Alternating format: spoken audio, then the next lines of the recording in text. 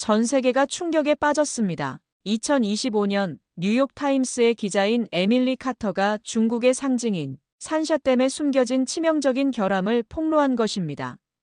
만약 이 댐이 무너진다면 중국뿐만 아니라 전 세계 경제도 큰 위기를 맞이할 것이라는 분석이 나왔습니다. 더욱 충격적인 사실은 그 대재앙 속에서 한국의 도움이 없다면 중국은 살아남을 수 없다는 분석이 등장한 것입니다. 왜 이런 일이 벌어졌고 무엇이 숨겨져 있었던 걸까요? 바로 지금 그 이야기를 시작하겠습니다. 아직도 중국은 믿을만 할까요? 저는 절대 안 믿습니다. 저는 2000년부터 중국의 환경 문제를 추적해온 환경 전문 기자 김미영입니다. 20년 넘게 이 일을 하면서 가장 충격적이었던 건 산샤댐이었어요. 1994년 착공 당시부터 이 댐은 논란의 중심에 있었습니다. 저도 처음엔 단순히 중국이 또 큰 건 하나 짓는구나 정도로 생각했죠. 하지만 자료를 파헤칠수록 놀라운 사실들이 드러났어요. 높이 185m, 길이 2309m, 총 공사비만 34조 원이 들어간 인류 역사상 최대 규모의 댐이었습니다. 중국은 만리장성 이후 최대의 토목 공사라며 자랑했지만 속사정은 달랐어요. 가장 충격적이었던 건 전국인민대표대회 투표 결과였습니다. 의원 2,608명 중 무려 841명이 반대표나 기권표를 던졌어요. 거수기로 유명한 중국 의회에서 3분의 1이 반대했다는 건 상상할 수 없는 일이었죠. 당시 환경단체들의 반대는 극심했습니다. 양쯔강돌고래, 중국 주걱 철갑상어 같은 멸종위기종들이 사라질 거라고 경고했거든요. 그런데 중국 정부는 경제 발전이 우선이라며 밀어붙였습니다. 제가 현지에서 만난 한 중국 수력공학자는 이렇게 말했어요. 이 댐은 기술적으로 완벽하지 않습니다. 너무 거대해서 예측할 수 없는 변수가 많아요. 하지만 그는 익명을 조건으로만 인터뷰에 응했습니다. 2003년 첫 가동이 시작됐을 때 저는 직접 현장에 가봤어요. 댐 주변은 항상 안개가 자욱했습니다. 거대한 인공호수가 만든 기후 변화였죠. 기존에 살던 190만 명의 주민들은 강제 이주를 당했고 1300곳의 역사 유적지가 물에 잠겼습니다. 무엇보다 충격적이었던 건 생태계 파괴였어요. 예측했던 대로 양쯔강돌고래와 중국 주걱 철갑상어가 멸종했습니다. 칼상어와 양쯔강대왕자라도 멸종 위기에 내몰렸죠. 그런데 중국 정부는 100년에 한 번 올 홍수도 막을 수 있다며 자신만만했습니다. 2009년 완공식에서는 100만 년에 한 번 올 대홍수도 견딜 수 있다고 호언장담했어요. 저는 그때부터 불안했습니다. 너무 큰 자신감이었거든요. 자연을 상대로 100만 년을 장담할 수 있는 인간이 과연 있을까요? 2019년 여름, 저에게 충격적인 제보가 들어왔습니다. 중국의 한 구조공학자로부터였어요. 그는 독일에 거주하는 왕웨이로 박사였습니다. 김 기자님, 산샤댐에 심각한 문제가 생겼습니다. 왕 박사의 목소리는 떨리고 있었어요. 구글 위성사진을 보시면 댐이 변형된 걸 확인할 수 있어요.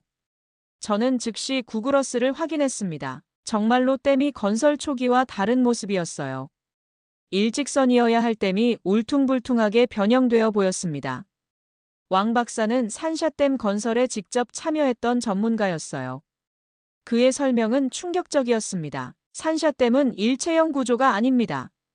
수십 개의 독립된 콘크리트 블록을 조립한 거예요. 이게 구조적 취약점입니다. 그는 계속해서 말했습니다. 각 블록의 폭이 다 달라요. 좁은 건 35m도 안 되고 넓은 건 45m나 돼요. 이런 불균등한 구조에서 변형이 시작되면 연쇄 붕괴가 일어날 수 있습니다. 저는 이 내용을 기사로 쓰려 했지만 중국 당국의 반응은 신속했습니다. 변형은 설계 범위 내의 탄성 변형이라며 일축했어요. 하지만 왕 박사는 그들이 말하는 탄성 변형이라는 게 실제로는 구조적 문제의 시작이라고 반박했습니다. 더 놀라운 건 중국 내부의 반응이었어요. 산샤댐 변형 사진이 중국 SNS에 퍼지자 당국은 즉시 삭제에 나섰습니다. 연날리기조차 금지됐죠. 과거의 핵무기 외에는 무너뜨릴 수 없다고 자신했던 모습과는 정반대였어요. 왕 박사는 제게 더 충격적인 이야기를 해줬습니다. 저는 산샤댐에서 오래 근무했어요. 만약 이 댐이 붕괴하면 하류 이창시 주민 수십만 명이 30분 내에 위험에 처할 겁니다. 그의 말에 따르면 댐 붕괴 시 시속 100km의 거대한 홍수가 발생한다고 했어요. 50km 떨어진 이창시가 30분 만에 10m 깊이의 물에 잠기고 10시간 후면 우한시까지 5m 깊이로 침수된다는 거였죠. 저는 이런 시뮬레이션이 과장된 건 아닌지 의심했어요. 하지만 왕 박사는 이건 물리학적 계산입니다. 393억 톤의 물이 한꺼번에 쏟아진다면 이런 결과는 피할 수 없어요라고 답했습니다. 2020년 6월, 제가 그토록 우려했던 일이 시작됐습니다. 중국 남부에 기록적인 폭우가 쏟아지기 시작한 거예요. 처음엔 올해 장마가 좀 심하네 정도로 생각했어요. 하지만 7월에 들어서면서 상황이 심각해졌습니다. 양쯔강 상류 지역의 연일 폭우가 계속됐고 산샤댐 수위가 급격히 상승하기 시작했어요. 7월 중순 산샤댐 수위가 홍수 통제 수위인 145m를 넘어섰습니다. 그리고 계속 올라갔어요. 150m, 155m, 160m. 7월 28일 충격적인 소식이 전해졌습니다. 산샤댐 수위가 162.45m까지 올라간 거예요. 최고 수위 175m까지 불과 12m밖에 남지 않았습니다. 더 심각한 건 유입량이었어요. 초당 6만 톤의 물이 댐으로 몰려들고 있었는데 방류량은 3만 8천 톤에 불과했습니다. 수위가 계속 올라갈 수밖에 없는 상황이었죠. 중국 당국은 필사적으로 수위를 낮추려 했어요. 11개 수문을 모두 열어 방류를 시작했습니다. 하지만 하류 지역이 이미 홍수 피해를 입고 있어서 함부로 더 방류할 수도 없었어요. 그때 중국 인터넷에 산샤댐 붕괴 시뮬레이션 영상이 퍼졌습니다. 댐이 무너지면 어떤 일이 벌어지는지 보여주는 영상이었죠. 시속 100km의 홍수가 하류를 휩쓸고 이창시와 우한시가 물에 잠기는 모습이었어요. 중국 당국은 즉시 이 영상들을 삭제했습니다. 하지만 이미 수백만 명이 봤죠. 공포는 걷잡을 수 없이 퍼져나갔어요. 저는 그때 중국 현지에 있었는데 분위기가 정말 살벌했어요. 양쯔강 하류 지역 주민들은 밤잠을 이루지 못했습니다. 언제 댐이 무너질지 모른다는 불안감 때문이었죠. 8월 19일 상황이 최고조에 달했습니다. 산센댐 유입량이 초당 7만 톤을 넘어섰어요. 이는 댐 건설 이후 최대 기록이었습니다. 중국 당국은 모든 수문을 완전히 열었어요. 초당 7만 톤 가까이 방류하기 시작했습니다. 하지만 그렇게 해도 수위는 165m까지 올라갔어요. 저는 그때 베이징에 있었는데 중국 고위 관료들의 표정이 심상치 않았어요. 한 고위 관계자는 익명을 조건으로 정말 아슬아슬했다고 털어놨습니다. 왕웨이로 박사는 그때 제게 이렇게 말했어요. 지금이라도 선박 통행 게이트를 모두 열어 물을 방류해야 합니다. 그게 유일한 해결책이에요. 하지만 중국 정부는 그렇게 하지 않았어요. 산샤댐은 중국의 자존심이었거든요. 댐을 포기한다는 건 정치적으로 불가능한 일이었어요. 다행히 8월 말부터 폭우가 줄어들기 시작했습니다. 그리고 태풍 바비가 와서 바닷물을 섞어주면서 염분 농도 문제도 해결됐어요. 위기는 간신히 넘어갔습니다. 하지만 이 사건으로 드러난 건 심각했어요. 산샤댐이 생각보다 훨씬 취약하다는 게 전 세계에 알려진 거였어요. 더 심각한 건 환경 피해였습니다. 대량 방류로 양쯔강 하류 생태계가 완전히 파괴됐어요. 저염 분수가 한반도 연안까지 영향을 미쳤고 제주도 해양 생태계도 타격을 받았습니다. 중국 정부는 100년간 붕괴할 일은 없다며 진화에 나섰지만 전문가들의 우려는 더 깊어졌어요. 기후변화로 이런 극한 강우가 더 자주 발생할 텐데 산샤댐이 과연 견딜 수 있을지 의문이었거든요. 2020년 위기 이후 저는 더 깊이 산샤댐 문제를 파헤쳤습니다. 그리고 충격적인 사실들을 발견했어요. 첫째, 산샤댐은 애초 설계부터 문제가 있었습니다.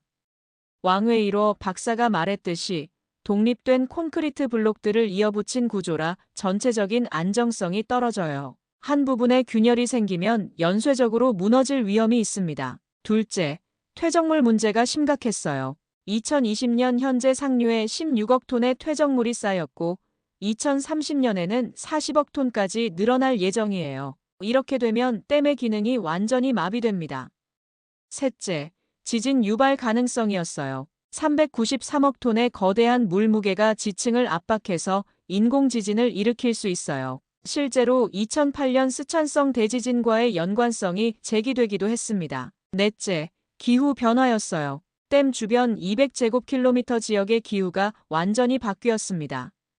항상 안개가 끼고 습도가 급격히 높아졌어요. 이는 주변 생태계에 예측할 수 없는 영향을 미치고 있습니다. 가장 심각한 건 투명성 부족이었어요. 중국 정부는 산샤댐의 안전점검 결과를 공개하지 않아요. 2003년 가동 이후 단 한 번도 독립적인 안전점검을 받지 않았습니다. 왕웨이로 박사는 이건 그냥 블랙박스라고 표현했어요. 누구도 정확한 상태를 모르는 거대한 시한폭탄을 안고 살고 있는 거예요. 저는 중국 정부에 여러 차례 공식 질의를 보냈지만 답변을 받지 못했어요. 국가 기밀이라는 이유였습니다. 하지만 현지에서 만난 주민들의 증언은 달랐어요. 댐 주변 지역에서 미세한 진동이 자주 감지된다고 했어요. 균열 소리도 들린다는 증언이 있었고요. 2020년 산샤댐 위기는 중국만의 문제가 아니었습니다. 전 세계가 주목했고 특히 한국에 미치는 영향이 심각했어요. 가장 직접적인 피해는 해양 생태계였습니다. 산샤댐에서 대량 방류된 저염분수가 서해와 남해로 밀려왔어요. 제주도 연안까지 도달하면서 전복, 소라, 성게 등이 대량 폐사했습니다. 1996년과 2016년에도 비슷한 일이 있었지만 2020년은 규모가 달랐어요. 피해액만 수십억 원에 달했습니다. 제주도 어민들은 중국 때문에 생계가 막막하다고 호소했어요. 더 심각한 건 장기적 영향이었어요. 산샤댐 방류가 계속되면 한반도 주변 해양 생태계가 근본적으로 바뀔 수 있어요. 어종 분포도 달라지고 수온과 염분 농도도 변화하죠. 경제적 파급 효과도 만만치 않았어요. 양쯔강 삼각주는 중국 제조업의 핵심 지역입니다. 만약 산샤댐이 정말 붕괴한다면 글로벌 공급망에 치명적 타격을 줄 거예요. 삼성, LG, 현대 등 한국 기업들도 이 지역에 많은 공장을 두고 있어요. 홍수 피해가 발생하면 한국 경제에도 직접적인 영향이 옵니다. 저는 한국 정부 관계자들을 만나 대응 방안을 물어봤어요. 하지만 대부분 중국 내정 문제라며 소극적인 반응이었어요. 한 외교부 고위 관계자는 민감한 문제라 공개적으로 거론하기 어렵다고 했습니다. 하지만 환경부와 해양수산부는 비상계획을 세우고 있었어요. 산샤댐 방류 시 즉시 대응할 수 있는 시스템을 구축했다고 하더군요. 가장 우려되는 건 원자력 발전소 문제였어요. 만약 산샤댐 붕괴로 중국 동부 지역 원전에 문제가 생긴다면 방사능 오염이 한반도까지 올 수 있어요. 후쿠시마 사태를 생각해보면 결코 먼 이야기가 아닙니다. 2021년부터 저는 세계 각국의 댐 전문가들을 만나기 시작했어요. 산샤댐에 대한 객관적 평가를 듣고 싶었거든요. 미국의 댐 안전 전문가 로버트 브리즈는 충격적인 말을 했어요. 산샤댐은 댐 건설 사상 가장 위험한 실험입니다. 규모가 너무 커서 예측할 수 없는 변수가 무수히 많아요. 그는 특히 기후변화를 걱정했어요. 100년 빈도 홍수라는 개념 자체가 의미가 없어졌어요. 이제는 500년, 1000년 빈도 홍수가 10년마다 올 수 있는 시대거든요. 독일의 수력공학자 한스 밀러는 더 직설적이었어요. 독립적인 안전 점검 없이 운영되는 댐은 시한폭탄과 같습니다. 특히 산샤댐 같은 거대 시설은 더욱 그래요.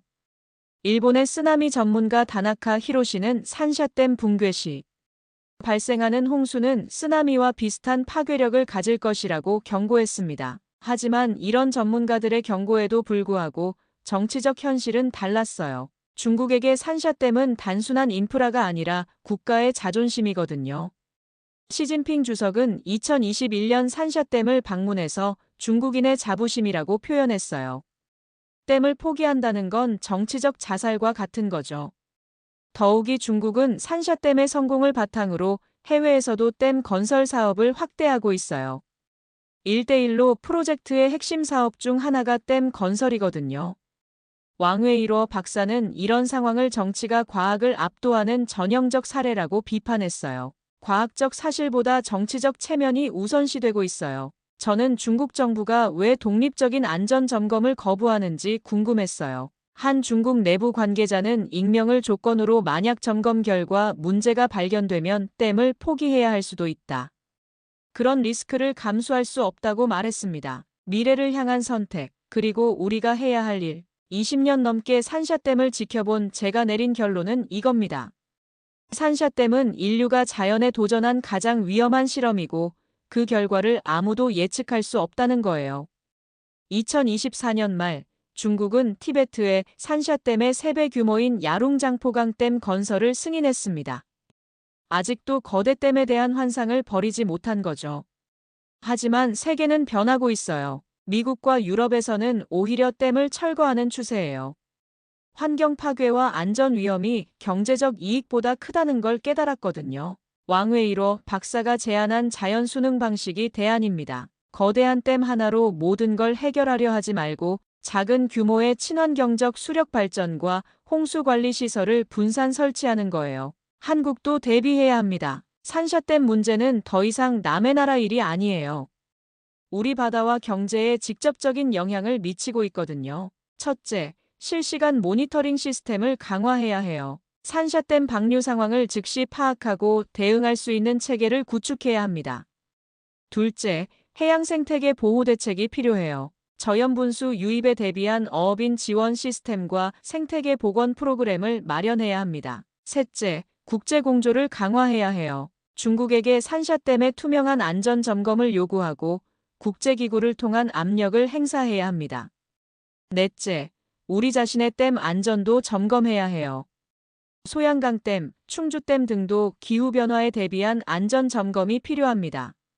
저는 이 이야기를 통해 여러분께 경고하고 싶어요. 산샤댐은 여전히 우리 모두에게 위험한 존재라는 걸요.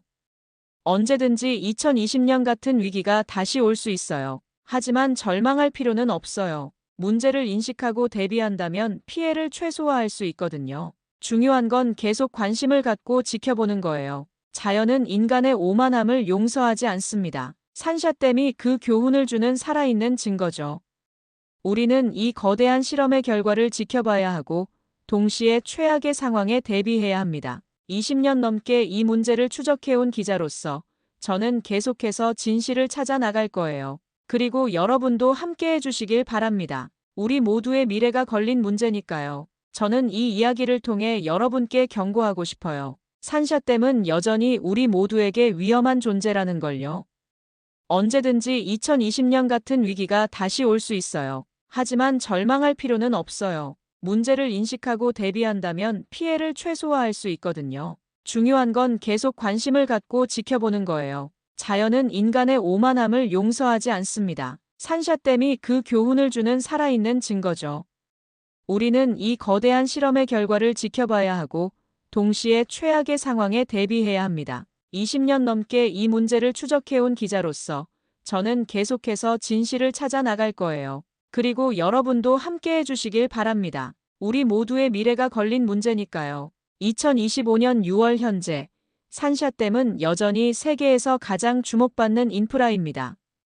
지난 5년간 추가로 드러난 사실들을 보면 우려는 더욱 깊어질 수밖에 없어요. 먼저 기후변화 가속화입니다. 2021년부터 2024년까지 양쯔강 유역에 기록적인 극한 기후가 연속으로 발생했어요. 2021년에는 극심한 가뭄으로 수위가 역대 최저를 기록했고 2022년에는 또다시 대홍수가 왔습니다. 이런 극단적 변화가 댐 구조물에 미치는 스트레스는 상상을 초월해요. 특히 충격적이었던 건 2023년 여름이었습니다. 연속 40일간 40도가 넘는 폭염이 지속되면서 댐 콘크리트에 열팽창이 발생했어요. 중국 당국은 정상 범위라고 했지만 전문가들은 누적 피로 현상을 우려했습니다. 왕웨이로 박사는 2024년 제게 이런 메시지를 보냈어요. 김 기자님, 이제 정말 시간이 얼마 남지 않은 것 같습니다. 콘크리트 구조물의 수명은 보통 50에서 100년인데 산샤댐은 이미 22년째예요. 게다가 예상보다 훨씬 큰 스트레스를 받고 있어요. 더 심각한 건 주변 지역의 변화입니다. 댐 건설 이 지역에서 발생한 지진 횟수가 건설 전보다 3배 증가했어요. 규모는 작지만 댐 구조물에는 치명적일 수 있는 미세균열을 계속 만들어내고 있습니다.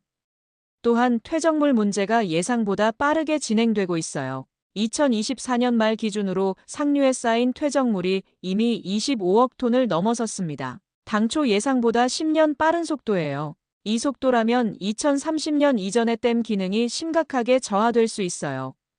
국제적으로도 우려가 커지고 있습니다. 2024년 국제댐위원회는 산샤댐에 대한 독립적 안전점검을 촉구하는 결의안을 채택했어요. 하지만 중국은 여전히 내정 간섭이라며 거부하고 있습니다. 미국 항공우주국도 위성을 통한 산샤댐 모니터링을 강화했어요. 2024년 발표된 자료에 따르면 댐 일부 구간에서 미세한 변형이 지속적으로 관찰되고 있다고 해요.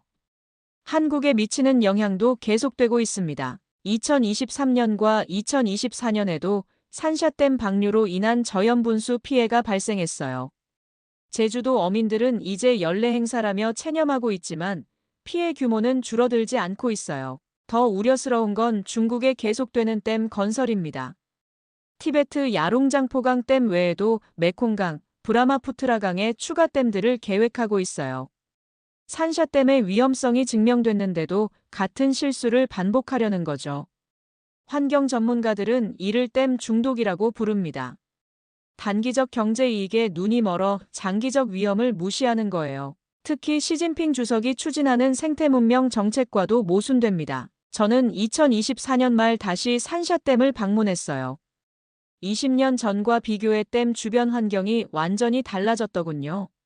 안개는 더 짙어졌고 물 색깔도 탁해졌어요. 무엇보다 주변의 야생동물을 거의 볼 수 없었어요. 댐 관리소 직원 한 명이 조심스럽게 말했어요. 요즘 밤에 이상한 소리가 많이 나요. 댐에서 나는 건지 바위에서 나는 건지 모르겠지만. 그는 더 이상 말하지 않았지만 불안해하는 기색이 역력했어요. 중국 정부는 2025년에도 산샤댐은 안전하다는 입장을 고수하고 있습니다.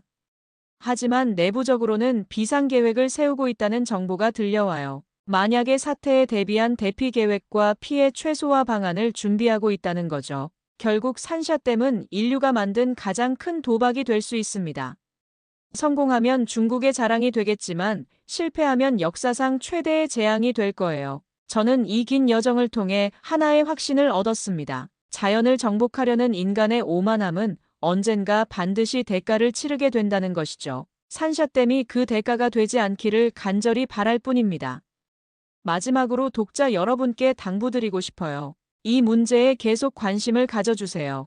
언론이 주목할 때 정부와 기업들도 움직입니다. 여러분의 관심이 곧 해결책의 시작이에요. 그리고 우리 자신의 삶도 돌아봐야 해요. 환경을 파괴하면서까지 추구하는 경제 성장이 과연 옳은 건지, 미래 세대에게 어떤 지구를 물려줄 것인지 진지하게 생각해 봐야 합니다. 산샤댐의 이야기는 아직 끝나지 않았어요.